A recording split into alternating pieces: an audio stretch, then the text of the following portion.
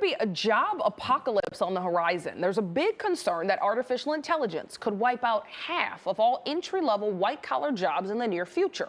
According to Axios, this could spike unemployment up 10 to 20% in the coming years. Maria Curi is a tech policy reporter with Axios. She's here to discuss the future of the workforce. We are so thrilled that you are with us this morning. This has been an article that has become a huge topic of conversation within our newsroom. We want you to talk about many artificial intelligence companies are improving their language models, and some of them can perform tasks that meet or beat human performance.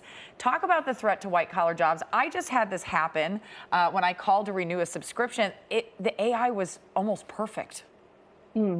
Yeah, so thank you so much for having me. This article definitely has made a lot of waves, I think in large part because it is the CEO of one of these tech companies, Dario Amodei from Anthropic, admitting himself that this is an actual problem that is 5 to 10 years away. About 50% of entry-level jobs could be wiped out, according to his prediction.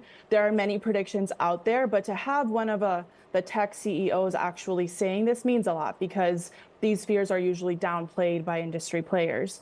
But yes, it's, we're talking about entry-level jobs in finance, in tech, in consulting, paralegals, coders, and a lot of folks are graduating college right now not certain, which jobs they could land. Oh. Absolutely. Well, that's what's scary about these warnings we're getting now about AI, that they're coming from the creators of AI. Yes. But even with us talking about how scary this is, and we've been hearing since the beginning for many, many years, that AI is going to take jobs. Do you feel like people are taking the threat of job loss seriously when we hear numbers like this?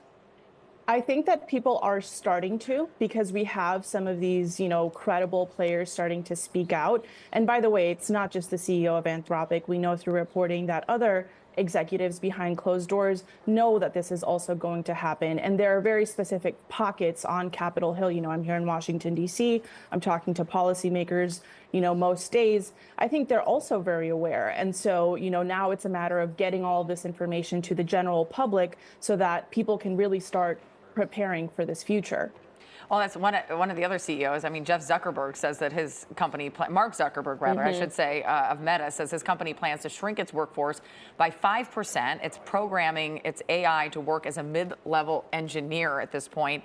Do you think there are companies out there that are now looking at AI thinking, oh, we could trim some costs there, we could maybe eliminate a few of these jobs here? Absolutely. Microsoft earlier this year laid off 6,000 people. Most of them were engineers. So companies are viewing a really big opportunity right now to cut costs.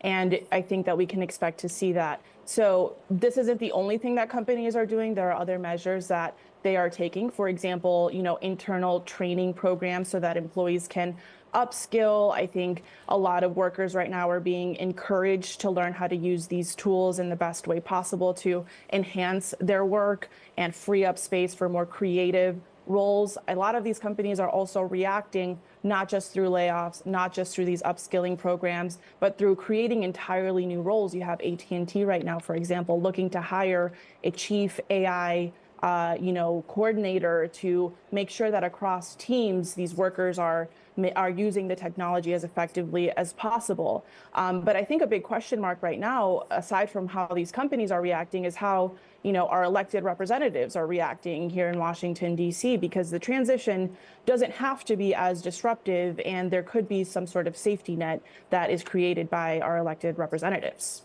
Well, hopefully people finally heed those warnings and that happens. Marie, thank you so much for being with us this morning.